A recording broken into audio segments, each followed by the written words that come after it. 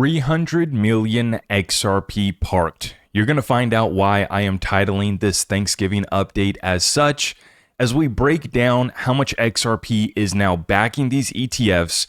We're seeing big whale transactions come through the XRP ledger on a regular basis.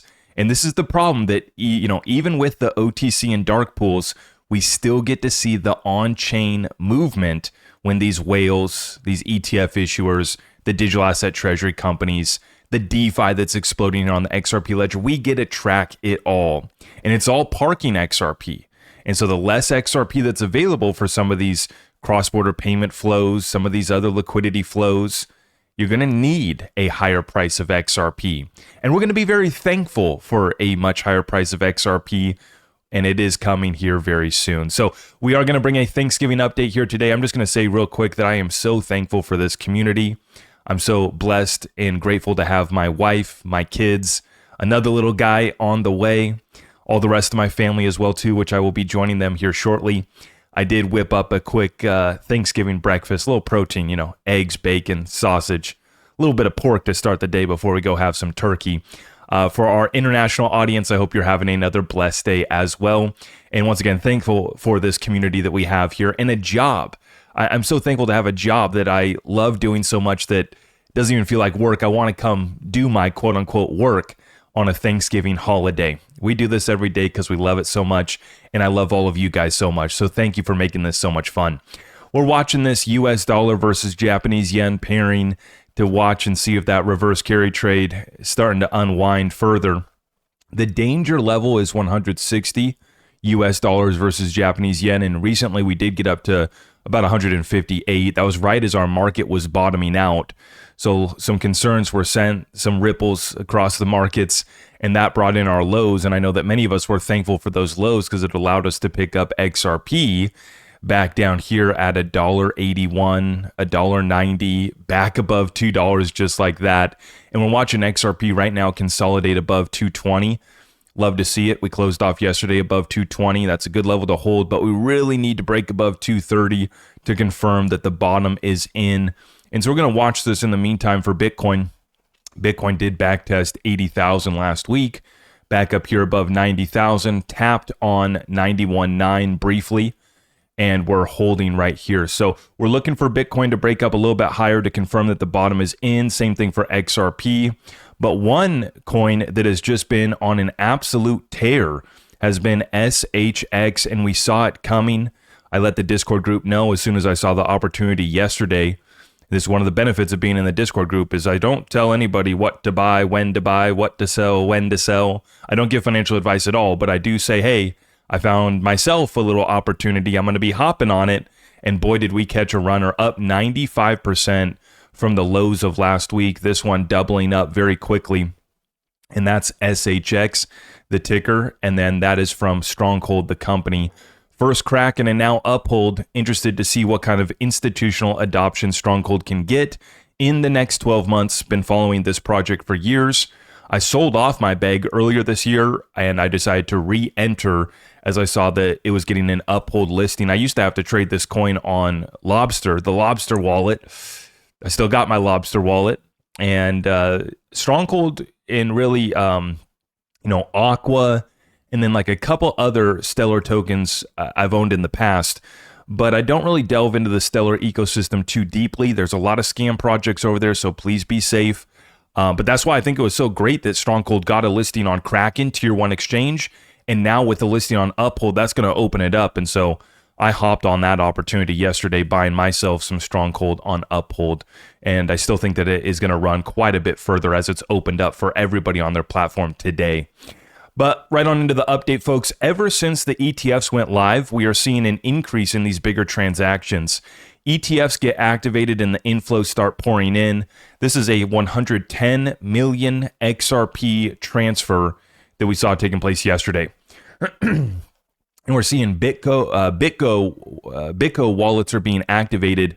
BitGo is one of the partners for a lot of these ETFs. If you go read through the S1s, you'll see that they're using Coinbase as a custodian. They'll be using BitGo as another partner. They have their authorized participants who are the ones that go out and buy the big baskets. They create the units, which will be like 10,000 or 40,000 shares at once. And so when each share is backed by 10, or in the case of Grayscale, 19 XRP, they're going out to buy 100,000, 500,000 XRP at once to back these ETFs. And so that's why we've been seeing just such big transactions move across the ledger. And I pointed this out yesterday in a tweet, and I'll pull it up real quick here too, because I think it's interesting, just the dynamic that we're watching in the stock market as well too. More than half of U.S. stock trading is happening off the public exchanges, funneled into dark pools and internal trading desks of major Wall Street firms per Bloomberg. And I said the problem they have with quietly accumulating cryptos like XRP is we can still track the transactions on chain. Supply shock is inevitable. And what we're looking at is, these guys can't hide it. Yeah, you're moving it to an OTC trading pool. You're moving it to a dark pool. And yeah, we can't necessarily track who's on either side of that transaction, but we can see 110 million XRP moving across the ledger, right? And so this is where it gets exciting. And you're watching big chunks are going into Coinbase because Coinbase is the custodian for most of these ETFs. And so we're watching this in real time. I know there's a lot of ETF trackers. For now, I'm waiting to see. I want to make sure that they get their information dialed in and all of their data. And so for right now, I'm just going directly to the websites of all the ETF issuers. Canary up to 155 million XRP. Grayscale up to 36 million XRP. Let me make sure you guys can see that right there. 36 million XRP for Grayscale. We're going to slide on over now to Bitwise at 80 million XRP. And Grayscale actually didn't even update from yesterday. They were at 36 million at the start of trading yesterday. So I still think they're going to cross over 40 million here probably by we open back up for trading on Monday. 34 million XRP in the Franklin Templeton. And then I've also now added the Rex Osprey XRPR ticker, which is another XRP ETF. And see, they have 6 different holdings. They hold CoinShares Physical XRP. That's an ETP. They hold some repo treasuries, T-bills. They have cash, right? But then they do have 32 million XRP as well. So I slid on over to show you guys my math, and so people can see where I'm getting this number from. The reason why I titled this update 330 million XRP is because we actually have 339 million XRP. I just wanted to use a rounded off number for the title. But that's how much XRP we have backing these 433 Act ETFs from Canary, Bitwise, Grayscale, and Franklin Templeton went live this week. And we're already at 339 million XRP. Now, Rex Osprey went live in September, also backs part of their ETF with physical XRP to the tune of 32 million. So when we add up all of these, we're at 339 million XRP. Please note that this doesn't include the digital asset treasury companies like Evernorth, and there's about a dozen other digital asset treasury companies. It doesn't include Joe Blows like me that have a bag of XRP that never gets sold, whether that's 10,000 XRP, 100,000 XRP, or some folks are talking about, hey, I got millions of XRP, never plan on selling it. And so this circulating supply is a funny term that we use here in the crypto space, and it's definitely not the available float. And so I put out this tweet here yesterday to dig into this a little bit further. And I said, can we all agree that the real float, and for those guys who don't know what float is, it's a term for the stock market and the number of outstanding shares that are actually available for retail to trade on the secondary markets. And so float is total, and I replaced shares with tokens for this example. Float is the total tokens outstanding minus restricted or closely held tokens. And I said, can we all agree that the real float is less than 10 billion XRP? And I said, we know it's definitely not the 60 billion quote unquote circulating supply that's being reported. And I said, ETFs already have more than 300 million XRP. As I just showed you right there, we're at 339 million XRP, not including the DATs, not including DeFi that's starting to take off here, not including Joe Blow has a few XRP that he buries in his backyard, right? But just with these XRPs, ETFs, right? And in this number, I want to clarify that I'm including dark pools. I'm including OTC. I'm including public retail exchanges, right? And I'm including, for the sake of this conversation, I'm including XRP even going up to $5 or $10. See, even if XRP goes up to $5 or $10, of course you'll have people that'll move XRP off their cold storage wallet onto the exchange to sell. But how much XRP is actually going to be sold between $5 and $10? $1 billion, a couple billion, even $3 billion. See, I'm including that. I'm including the XRP that will be sold between $5 and $10 in this number. Like, what's the real float of XRP and XRP priced all the way up at $10? I think it's less than 10 billion XRP. Because yeah, some people will sell. Some people will bring it off of cold storage onto the exchanges. How much is in the OTC and the dark pools? Well, that's the whole point of OTC dark pools, is we can't track it. We can kind of track it here with blockchain because we can see the transactions moving across the ledger, but we can't actually tally up and get a definitive statement. So nobody can come out and say definitively, okay, there's only 1 billion in OTC and dark pools.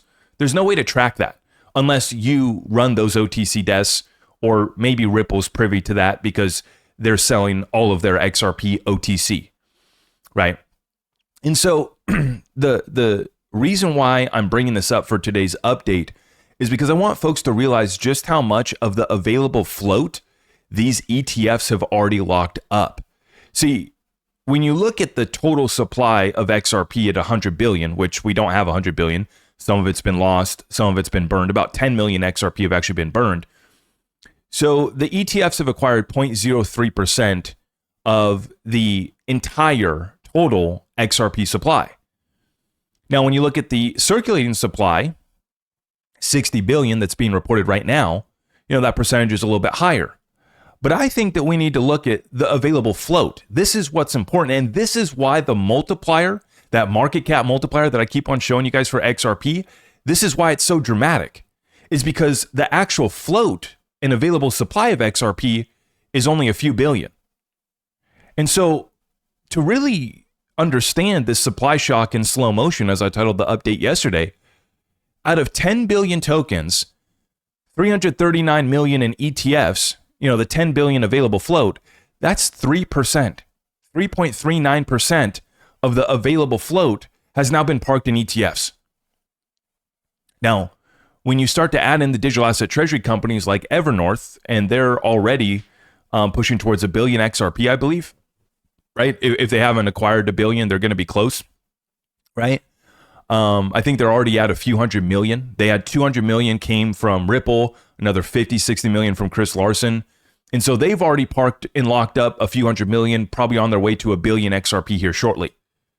So that's another, add that, 1 billion XRP, that's 10% of the available float.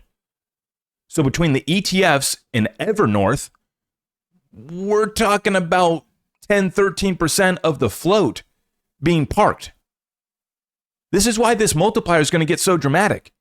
Now, I ran you guys through the scenarios on my most recent multiplier update that I dropped earlier at the beginning of this week. We ran through the scenarios of 5 billion of inflows all the way down to 50 billion of inflows. And then we did multipliers on that of 50x, 100x, and 200x. And this is where we see how easy it's going to be for XRP to go to double digits, but the trajectory to a $40 to $200 XRP based off of 5 to 50 billion of inflows and based off of a 50x, 100x, or 200x scenario on that multiplier. And the reason why that multiplier could be even higher is because I'm showing you right now that of the real available supply, the float of XRP that's actually available, we already have 10% plus that's locked up between ETFs and one digital asset treasury company, Evernorth, not including the other dozen that are also locking up another billion combined. So between Evernorth, the rest of the DATs, that's about 20% of the available float, running with the assumption that there's only 10 billion available float. Some people will say there's way less. Some people will say there's more. There's no way to know, and I'm including the OTC and dark pools in this equation. I'm including those who will sell XRP from $5 to $10 that have XRP in cold storage and will add it. I'm trying to be conservative with all of my math, all of my assumptions, and we lay this out so simply for people to understand. This is an opportunity that you don't want to miss. And so while you gather around with your family, they might want to make fun of you because you told them XRP was going to $1,000 this year. How'd that $1,000 XRP go? How'd that $100 XRP go? Or maybe you told them, like I did, that it was going to 20 to 30 bucks, and they're going to be poking at you. That's okay. Okay, we're going to have a couple glasses of wine, and then we're going to let it fly. And we're going to let them know that the fundamentals and the catalysts are still there, and the inflows are pouring in right now as we speak, and the percentage of the available float that we're looking at that's already been locked up is 20% plus between the DATs, the ETFs, and Joe Blow parking it, burying it in his backyard, and the DeFi is about to get unleashed with Firelight connected into the Flare ecosystem there, going live on December 3rd. That's where I'm going to be deploying some of my FXRP. So like I said, my 190 FXRP is a small drop in the bucket, but we're going to see hundreds of millions and billions of XRP parked in different various DeFi projects as well. So between DATs alone is probably 20% of the available float. ETFs is already 3% of the available float. And then you add in DeFi. If DeFi gets 500 million or a billion XRP, that's another 5 to 10% of the available float of XRP. Pretty soon, folks are going to realize, wait, there's not as much XRP out here available as we thought there was. And they're only going to realize that once the price of XRP has done a few more multiples. So hope you guys are locked in for that. Hope you guys have a fantastic Thanksgiving. I am so thankful for all of your support. On the way out, if you could like this video, all of our community resources are available at zachrector.com. And I greatly appreciate your support. We'll see you tomorrow in the next one. Have a great Thanksgiving. I am your host, Zach Rector. I really appreciate all of the love and support. If you want to support the channel, just remember that you can start by smashing that thumbs up for me, sharing this content far and wide, and everything else is at my website.